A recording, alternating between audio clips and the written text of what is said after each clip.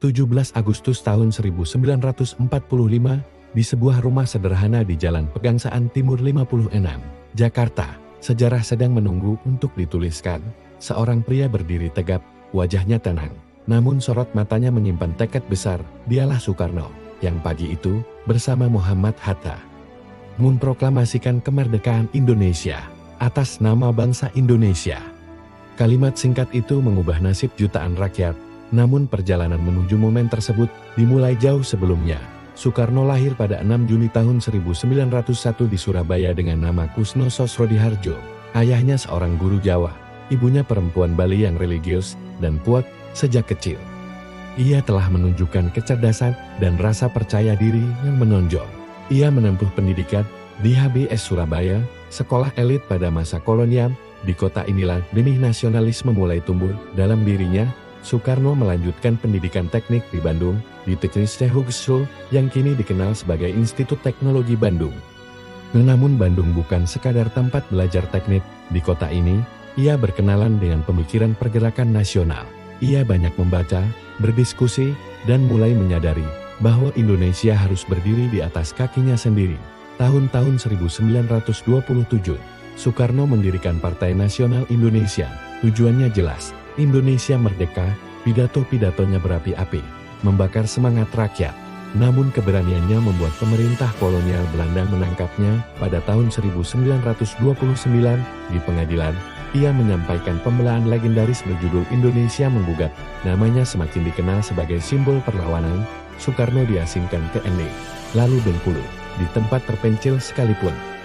Semangatnya tidak padam. Ia terus berpikir tentang masa depan Indonesia. Ia berdiskusi dengan rakyat, menulis, dan memperkuat keyakinannya bahwa kemerdekaan hanyalah soal waktu. Pengasingan justru menempa mental dan fisik kepemimpinannya.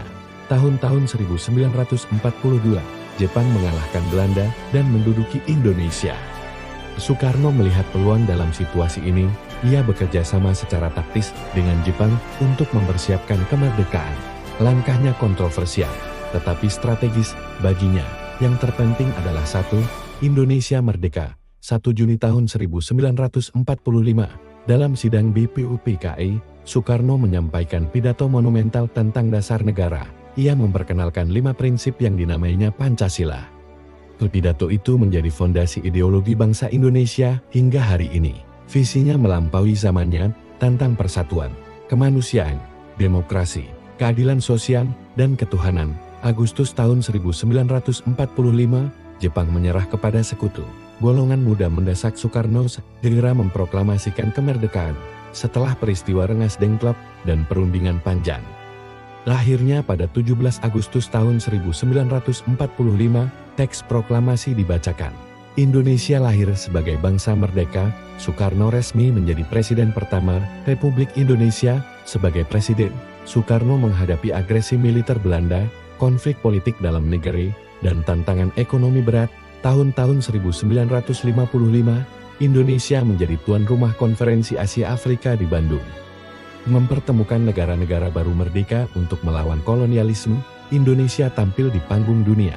Namun memasuki akhir tahun 1950-an, ia memperkenalkan demokrasi terpimpin, kondisi politik semakin tegang. Peristiwa tahun 1965 menjadi titik balik sejarah. Kekuasaan Soekarno perlahan beralih kepada Soeharto. Ia menjalani tahun-tahun terakhir dalam keterasingan politik, hingga wafat pada 21 Juni tahun 1970. Namun warisannya tetap hidup. Namanya diabadikan sebagai Bandar Udara Internasional Soekarno-Hatta. Lebih dari itu, ia dikenal sebagai proklamator, sebagai penyambung lidah rakyat, dan sebagai arsitek kemerdekaan bangsa. Karena setiap kali merah putih berkibar, nama Soekarno akan selalu disebut dalam sejarah Indonesia.